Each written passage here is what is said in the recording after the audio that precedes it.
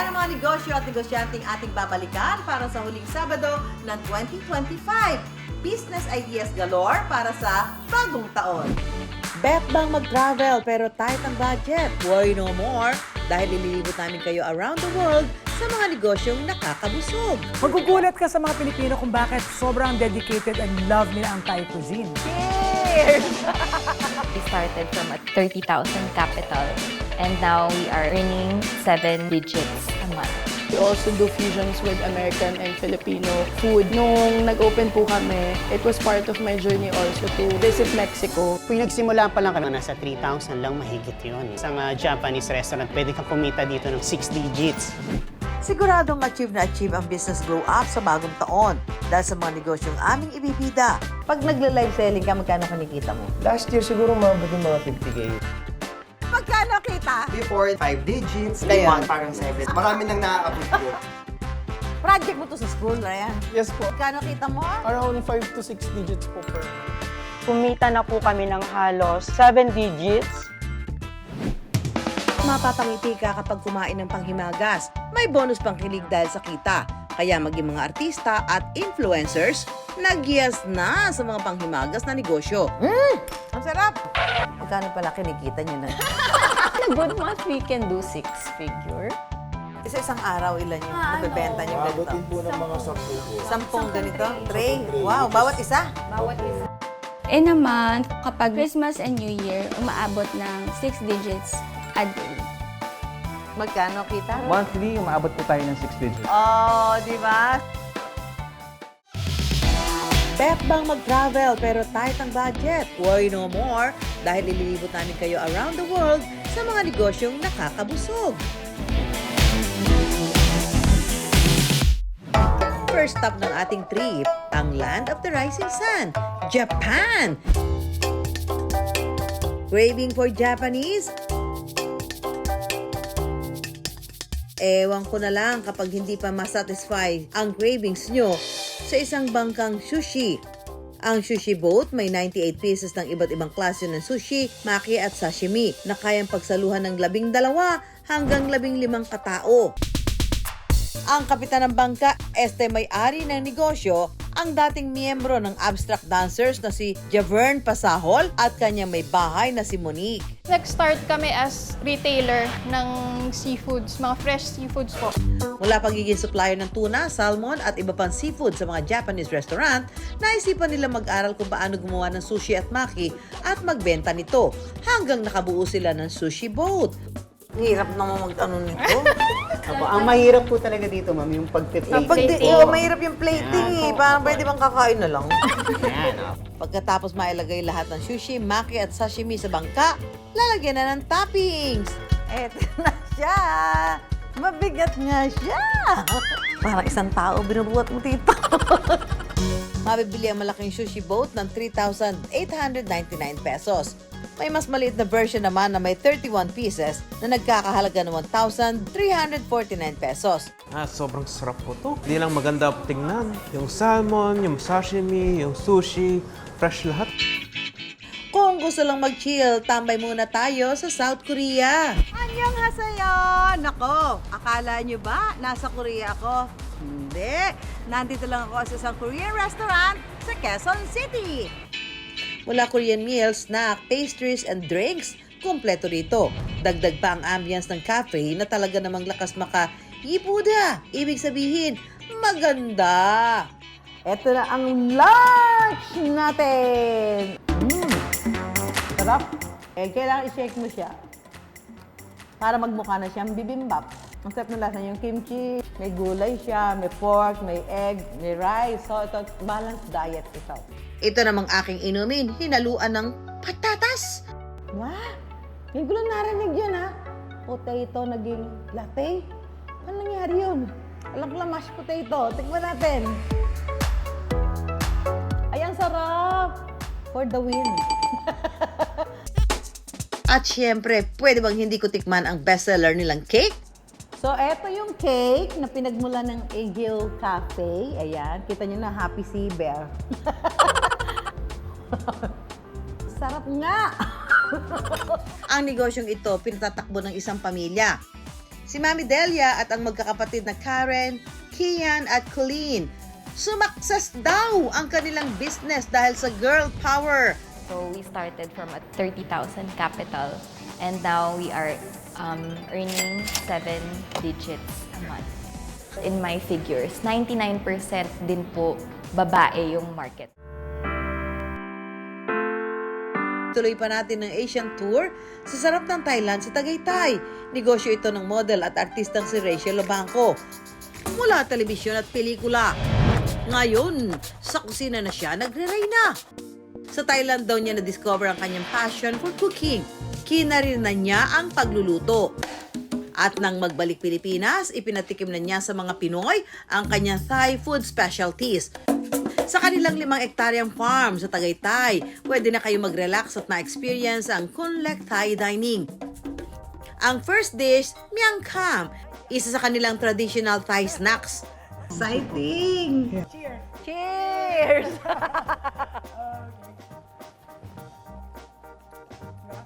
Ngayon ako nakatikim nito, ha? Tikman ko tong That's the kausoy. kausoy. Yeah. May hina ako sa maanghang pero tayo lang. Dead mo sa anghang to. Kinaya mo ha, galing ha. Bakit nangarap naman? Hindi, ang sarap! Next naman, Pad Thai. Yung noodles na hindi yan local ha. Imported yan, isa yan sa pampabigat ng bag ko. Sarap. Teka, mukhang sinusubok ako ng mga Thai dishes na ito, ha? Tingnan natin kung kaya ko ang anghang. Taray, kaya spice level. Hindi namumula oh.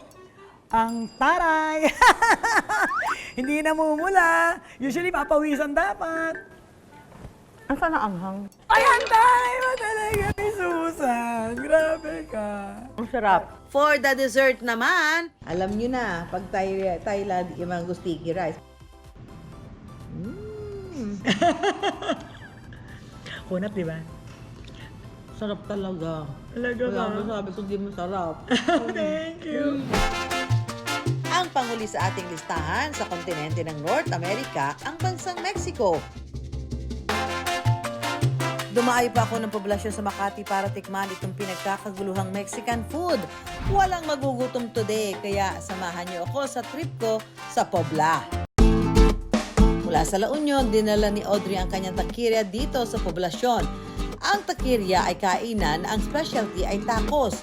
So hindi ka ba nag-worry na baka, baka questionin na ano ba yan talaga? Parang authentic Mexican food yan. So paano mo minaster yun? Sa amin naman po, and our perception, hindi naman po namin 100% kiniklaim na we're 100% authentic Mexican because we also do fusions with American and Filipino food. Pero po, nung nag-open po kami, it was part of my journey also to visit Mexico. So you went to Mexico? Opo, nung nakaipon po and all that, after 1 year, almost 1 year, lumipad po ako sa Mexico. Wow! Kumbaga para din po mag-aral, mag-research. Talaga? Pumunta po ako kung saan po nag-originate yung specialty namin, which is birria. It's a long journey. Yes po, medyo malayo po and wala po tayong direct flight. Wala! For me, it took me 36 hours to get to Guadalajara. So, So sa Guadalajara ka nagpunta pa? yes po. Spicy siya. Ang lambot ng beef. Tapos yung anghang niya is mild lang. Kung mahilig kayo sa maanghang, magugustuhan nyo. Ako, I'm not a fan of spicy food, but I like the spiciness nito. Hindi naman siya matapang. Kahit small business lang ang kay Audrey, may big dreams naman daw siya sa pagninegosyo. The industry is really intimidating. It's big. We have big players, big corporations. And what sets you apart is being able to start on your own and being able to believe in yourself. I think that's what makes a business strong, is when you believe in yourself and you know you can do it. Sarap ng mga pagkain around the world, business opportunity para sa ating mga kanegosyo. Siguradong achieve na achieve ang business glow up sa bagong taon dahil sa mga negosyong aming ibibida. Hindi madedecline ang face card, kaya glowing din ang kita.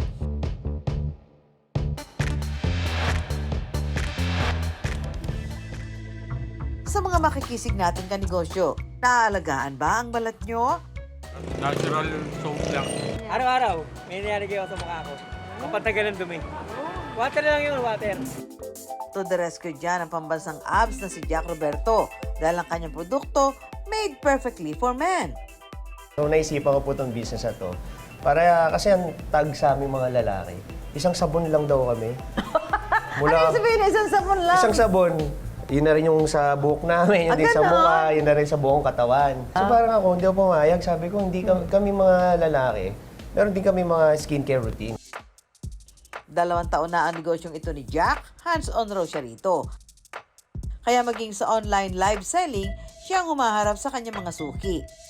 So ngayon, more on distributorship. Yes. Tapos, ipopromote mo lang siya through social media. Pag nagla-live selling ka, magkano kinikita mo?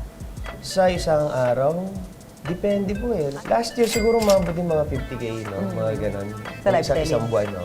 Oh, okay na yun. Okay na po yun as starting brand. Kasi talaga before, as in parang check out ka mo, 2K lang, 4K lang, in 2 hours na live.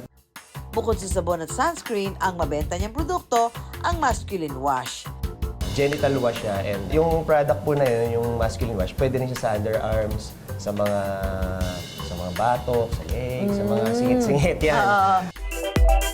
Ang kanyang skincare for men, mabibili mula 69 pesos hanggang 199 pesos. Iba mang karera sa pag-aartista ang pagnenegosyo, ang siguradong ibinuhos sa Jack dito, sipag. Wala ka naman talo kasi pag sinimulan mo to tas hindi kagad kumita or nalugi, at least may natutunan ka naman na sa susunod na business, alam mo na kung ano yung gagawin mo. Kung dati pahid-pahid lang ang Perfect Shield para maprotektahan ang balat, ngayon ang panlabang sunscreen sa sikat ng araw, pwede na rin daw inumin. Kulo yan ng magpartner na Michael at Ralph. Isang pinaka-advantage yung mura. Naging accessible siya sa mga kapwa natin kasi mostly pag mga skincare medyo pricey, pwede palang magkaroon ng mura pero dekalidad na produkto. Ang kanilang negosyo mula raw sa personal experience ni Ralph. Dati raw kasi siyang madalas tubuan ng tagyawat. Kaya nagka-ideya sila sa negosyo at nangutang ng pampuhunang 300,000 pesos. Local ang manufacturing ng kanilang mga produkto, kaya mas mura raw ang costing. At siniguro nilang FDA-approved ang mga ito. Ano pinaka-bestseller niyo dyan? Bestseller namin, Mami Sue, ngayon, Ay? itong sunscreen natin at saka itong ating glutathione with oral sunblock technology. Ano kaya ang masasay ng ilang mga kanegosyo sa sunscreen ni na Ralph at Michael? Kasi may sinasabi ka, white cast? Ano yung white cast ba? Yung pag may puti po sa So, ibig sabihin ito, parang kahit ano yung color ng skin mo. Nagtotone adapt siya. Nag-a-adapt siya. Hindi lang ang mga suki nila ang gumanda dahil ang buhay ni na Ralph at Michael nag-glow up din. Ay, magkano kita? Before na masaya na kami sa mga 5 digits every Ngayon? month. Ngayon parang 7 digits. In terms of finances, talagang ang laki ng diferensya noon sa may negosyo ka na ngayon. Nagkaroon kami ng sariling bahay, may pinapatayo tayong warehouse and offices. Kung gustong i-level up ang paliligo, may pasabog na produkto ng kanegosyo nating si Ryan, ang nauusong Bath Moms. Sinimulan ko siya after nung grade 12 with my capital of 1,700 nung baon ko noon. Ang pasabog na Bath Moms ni Ryan, hindi raw naging mabango ang pagsisimula. Pero kalaunan, nahanap rin niya ang tamang market. Although walang bathtub, nakikita ko sa mga reviews nila online na gumagamit sila ng mga inflatable pools, yung iba palanggana, or meron din yung mga iba na nabibili nila na parang maliliit na bathtub kung doon nila ginagamit. Change outfit muna ako dahil makikigawa tayo ng bath bomb ni Ryan. Ang bath bomb po is compacted siya ng dry ingredients, mainly baking soda, citric acid, cornstarch, and yung fizzing formula namin.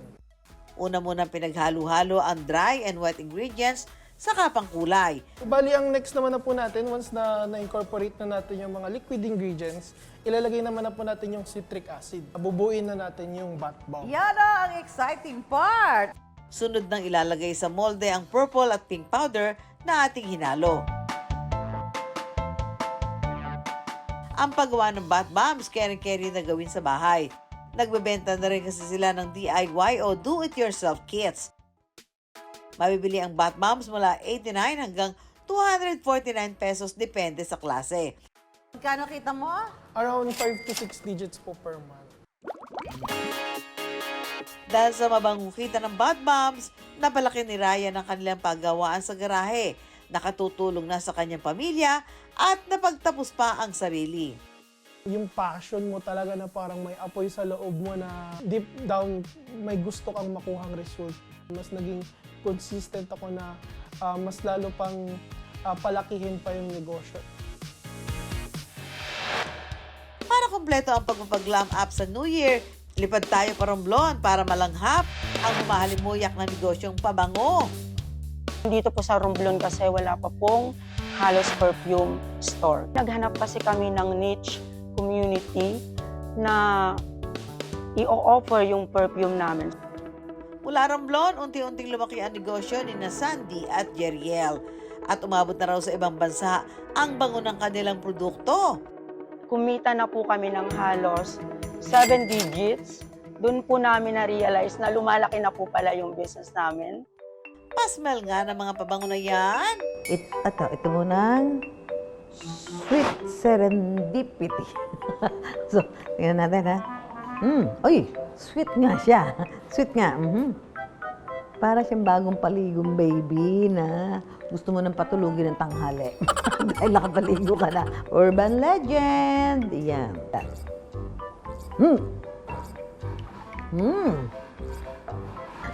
Parang tatay na galing sa trabaho tapos may lakad mag-aanak ng binyag. Namimigay po kami ng free testers kahit wala po silang ina-avail na package. Ang mga tester na ito ang madalas ginagamit ng gustong magsimula ng perfume business para mag-resell ng kanilang produkto. Payo ni Sandy para sa mas mabangong kita. Be consistent, stay adaptable, focus on customer service, at monitor your finances. Ngayong bagong taon, di malayo ma-achieve ang glow up ng buhay kung tamang negosyo ang sisimula. Siguradong mapapangiti ka kapag kumain ng panghimagas. So good! May bonus pang kilig dahil sa kita. Kaya maging mga artista at influencers, nagyas na sa mga panghimagas na negosyo. Pero hindi naman kailangan maging celebrity para sumakses sa dessert business.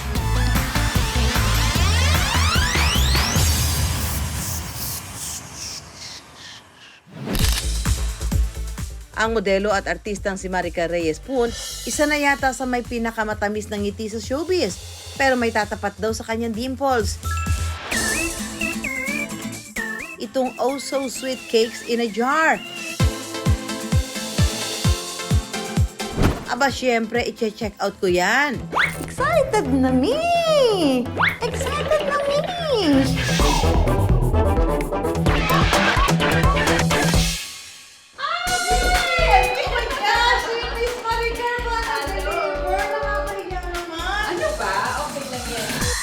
Alam niyo bang kapag nag-order ng cake sa kanila, may chance ang si Maricar mismo ang magdi-deliver sa inyo.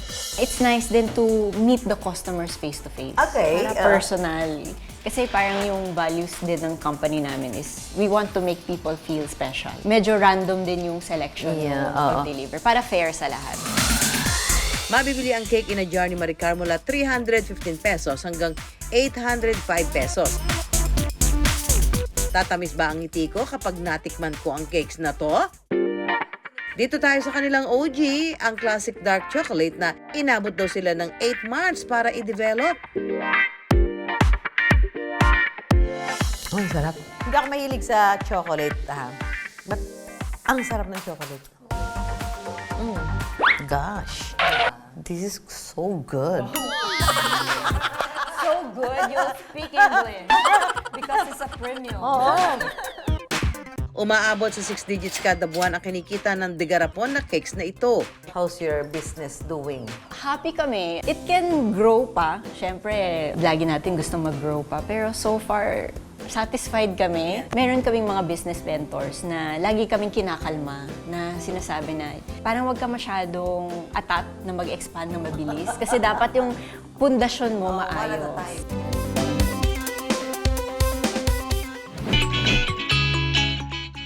Ang tore naman ng cream puffs na ito, pangarap ng kanegosyo natin si Shena, ang naging pundasyon. Nagsimula po kami noong 2021. Sa kagustuhan ko pong mag-provide for my family. Since may cream puff na kami, why not gawin namin din siyang cream puff tower. Then when I posted it, sunod-sunod naman yung inquiries. Sobrang dami talagang order din. Hindi lang ang panlabas na itsura ng mga tore na ito ang slay dahil bawat isa nito may sorpresang palaman pa sa loob. Ito ang cream puffs, mga kanegosyo. Yan. Press, stop, swirl. Press, stop, swirl. Ba't tumataas sa akin?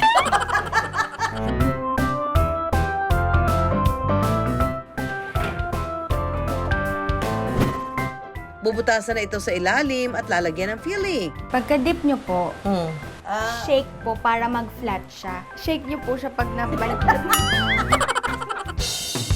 I-assemble na ito para maging aesthetic. At kaagaw-agaw pansin sa handaan. At pwede na ito ibenta mula 1,650 pesos hanggang 3,000 pesos.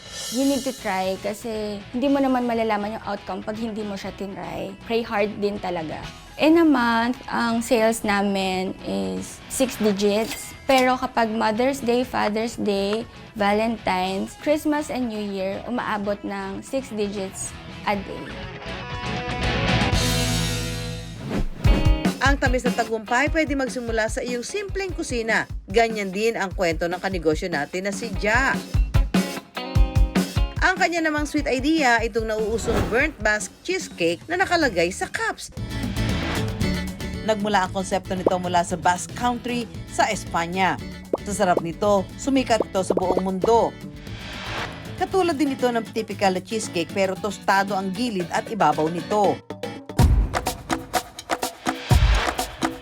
Mas maliit lang siya para mauubos mo na kasi siya ng isang upuan eh. Hindi mo na siya kailangan ilagay sa ref.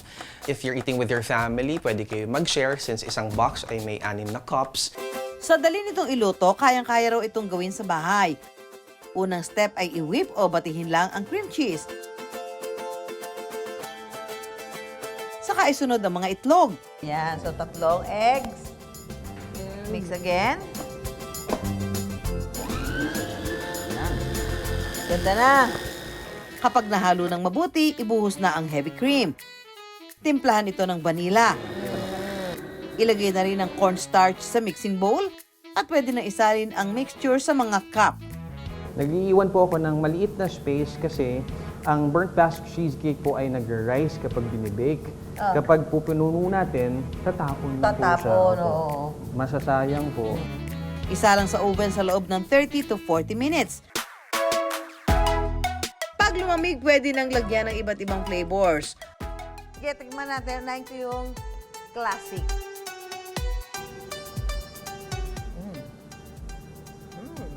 Masyado ba, ma'am? Sarap. Ang sarap nung yung texture, yung kunat niya, yung tamis, tama lang. Pero sobrang lasa ng cheese talaga. 400 to 450 pesos ang kada box of 6 nito. Matamis din daw ang kita rito. Magkano kita? Monthly, umaabot po tayo ng 6 digits. Oh, di ba? Saan pa kayo, di ba? Sa bahay lang po yun, Sa ma'am. bahay lang yan. Wala kayong babayarang pwesto. Kailangan lang talaga effort. Malaki ang nag-impluensya ng social media sa mga negosyo. At #relate riyan ang mag-asawang content creator na si Naomi at Manuel na ang pinapatrend online, tiramisu. Ito ang bestseller nila para sa mga bagets at young at heart. Tiramisu na may kasama ng mga inumin. Ito naman yung para sa mga mga on the go, yung nagmamadali. Gusto nyo uminom ng kape, at the same time gusto nyo ng cake. O ba, 2-in-1. Ayan na. Naku naman, tikman na natin. Ay, ang sarap. Tapos kakainin ko to. Opo, ganun yung concept niya. Inom, tapos kain. Ang cute naman Kasi ito. masarap sabay sa coffee talaga yung tiramisu. Ay, oo nga. May iba't ibang tiramisu flavor sa kanilang cafe sa Marikina City. Pero mas mabenta raw ang tiramisu sa street food market sa Sampaloc, Manila. Normally, pagbaba ni Mrs. doon, dala-dala yung mga tiramisu, dumog kaagad tao. 2 hours, ubos kaagad. So ngayon, ang problema namin, how to produce more. Kasi si Mrs. lang talaga yung gumagawa nun. So ngayon, kumuha na siya ng mga assistants para tumulong sa kanya para mas marami na yung ma-produce. Para matapatan ng demand, nagpagawa na rin sila ng commissary. Sa isang araw, umaabot ng higit 100 tubs ng tiramisu ang nabebenta nila. Sobrang laki ng naitulong na sa pagiging food vlogger namin ni Manuel. Kasi syempre, para ma-promote namin yung product namin, di ba? Binlog din namin. So, important talaga yung pagbablog sa pagbenta ng product din namin. Ang mga sweet na panghimagas, pasok sa panlasa ng lahat, bata man o matanda. Kaya kung gagawin negosyo, yas na yas ang waging-waging panghimagas. Kaya bago mananghalian, mga business ideas muna ang aming pantakham. At laging tandaan, pera lang yan, kayang-kayang gawa ng paraan. Samahan nyo kami tuwing Sabado, alas 11:15 ng umaga sa GMA. Ako po, si Susan Enriquez para sa Pera Paraan. Susan tayo!